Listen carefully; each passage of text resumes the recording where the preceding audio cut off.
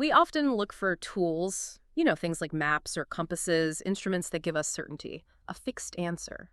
But what if the spiritual tools meant to guide you? Well, what if they had infinite meanings, meanings that could shift the very moment you thought you understood them? Today, we're diving into some really fascinating source material about the working tools of the Sacred Atlantean Brotherhood. And this isn't ancient history exactly. We're looking at 20th century teachings from GrandMaster WaXhira. She documented their principles as this path of constant interchange. Yeah, that context is pretty crucial because these tools you mentioned, the compass, there's the sextant, the blazing star, they aren't like the static symbols you might find elsewhere. The sources are quite specific. They call them more than mere symbolic instruments. They're free more like keys to unlocking the infinite mysteries of the universe and, well, the divine. Geez, okay. So our mission here in this deep dive is really to unpack WaXhira's specific view on how these things work as living guides for your spirit. And here's the paradox for you, the listener, to really grapple with.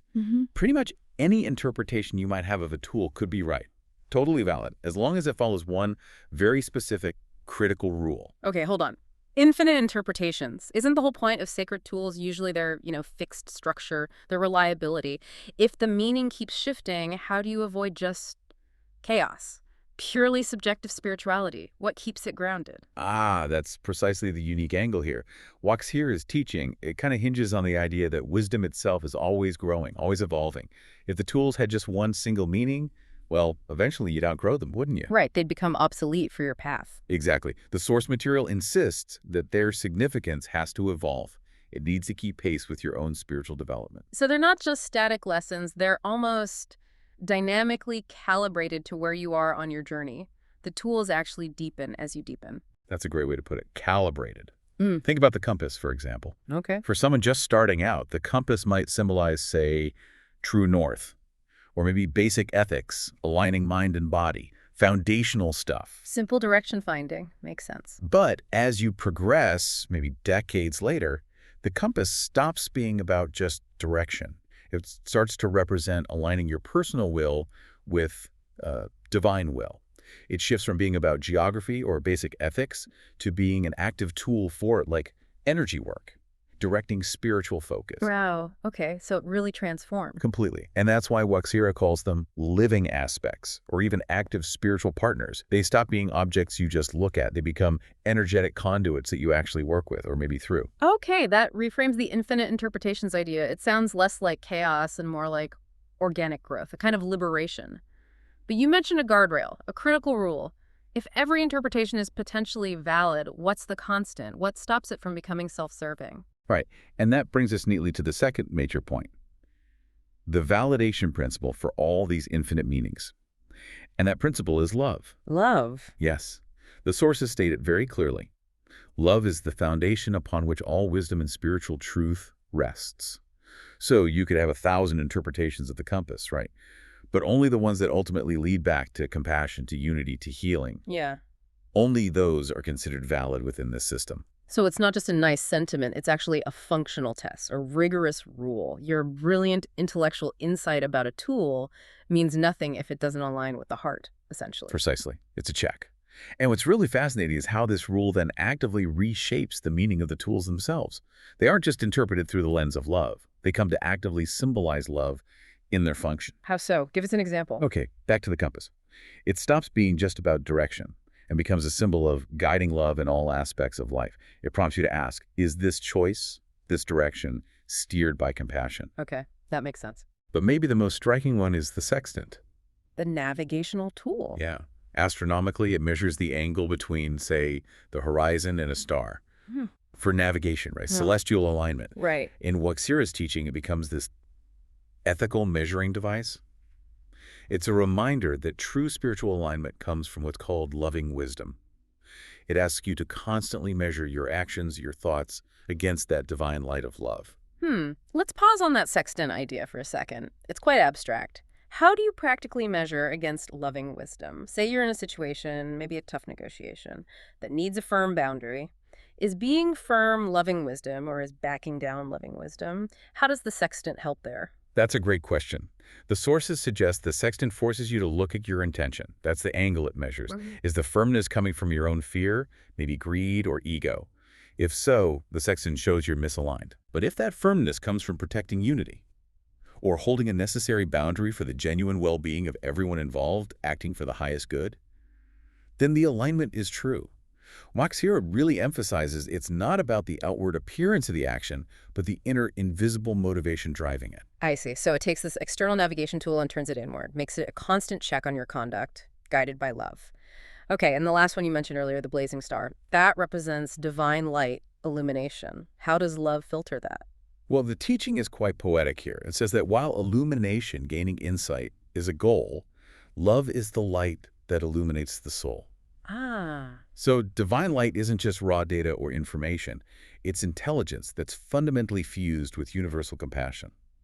If you have a moment of insight, maybe a profound realization, but it leads you to feel separate or intellectually superior or judgmental. Then it hasn't really been illuminated by the true blazing star. Exactly. It fails that love test. The meaning, the depth you find in all these tools, it only truly deepens as you become more attuned to the vibration of love in your own heart. Okay, so we have this fascinating concept. Infinite meaning, but it has to be rooted in love. That's the theory. But how does someone actually move from just understanding that intellectually to truly living it, embodying it? You mentioned it requires more than belief. Yes, absolutely.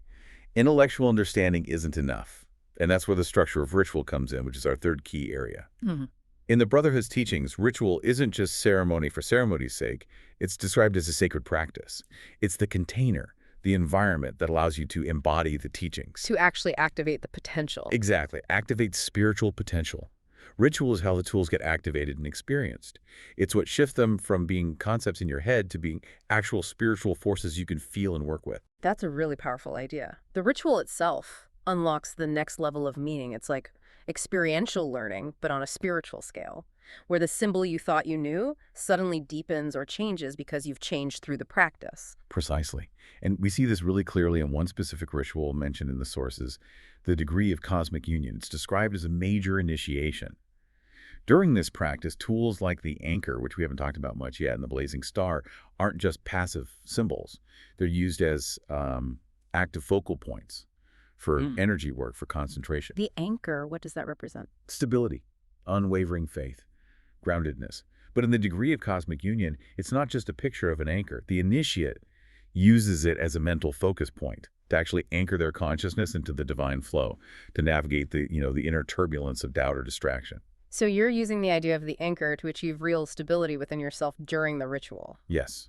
The ritual demands that focus, that anchoring, to help achieve the state of unity with the divine. It's an active process. So through these practices, the tools stop feeling like external things you're just holding or looking at. Right. You start to experience them as extensions of the divine flow. As symbols, yes, but living symbols of the infinite love that binds all beings together. The deeper you go into the ceremonial practice, the sources say, the clearer that understanding becomes. You realize the tools aren't really separate from you. They're mirroring the spiritual forces already operating within your own consciousness. It sounds incredibly empowering, actually. Very open, allowing for so much personal freedom within that loving structure. WaXhira seems to be saying, look, your unique path, your interpretation, it's valid. These tools are meant to unfold for you. We come back to that question of limits. When you talk about infinite interpretation, even rooted in love, where's the absolute boundary? What stops it from going off the rails? And that brings us full circle, back to that critical boundary we mentioned at the start. It's the safeguard. While interpretations are meant to be personal, unique, unfolding, the moment an interpretation leads you, or anyone influenced by you, towards judgment, division, or fear, then it's wrong, regardless of how profound it felt. it's considered to have fundamentally veered from the divine truth. That's the terminology used. It's gone off course. So the ultimate measure isn't how clever your interpretation is or how well you perform the ritual even, but simply, does it create unity? If your understanding of the compass, however advanced, makes you look down on your neighbor, it's just incorrect by this standard. It's failed the core test. There's a final quote from WaXhira in the sources that sums it all up perfectly, I think. The true power of the tools lies in their ability to open your heart. The tools are not meant to divide us, but to unite us in divine wisdom. Unite us, that's the key. Unity is the ultimate goal. If any teaching, any interpretation creates separation, it's rejected. Unity is the real benchmark of spiritual realization in this system. Wow. That's quite a journey through this source material. So to sort of recap for everyone listening, these working tools from the Sacred Atlantean Brotherhood, as taught by WaXhira, they're not fixed symbols. They're living expressions of divine wisdom. Their meanings are potentially infinite, and they literally expand and deepen as you grow in your own spiritual awareness. Yeah, and holding all that infinite potential together, keeping it grounded and true, is that single, unwavering foundation, love. It's by constantly checking our insights, our actions, our interpretations against that filter of love, of compassion, of unity. Hmm. That's how we access the deepest wisdom these tools offer. They become active partners in that. Active partners. I like that. And since these tools are meant to be lived, really experienced day to day, maybe we can leave you, the listener, with a thought to explore. No. Remember the sextant, measuring your actions and thoughts against loving wisdom. Well, think about an ordinary item you use every single day. Maybe a door. You open and close doors constantly, right? They're about boundaries, access, intention. What if you started treating that door as your own personal working tool? So every time you approach a door, you consciously use it as a reminder, a prompt to set a loving, wise intention before you cross that threshold, before you enter a new space, new conversation, maybe even a new relationship. Taking that principle of measurement, of alignment. Exactly. And applying it to the mundane moments. You'd be transforming an everyday object into a living aspect of your spiritual practice, constantly measuring against love. How might that change things for you?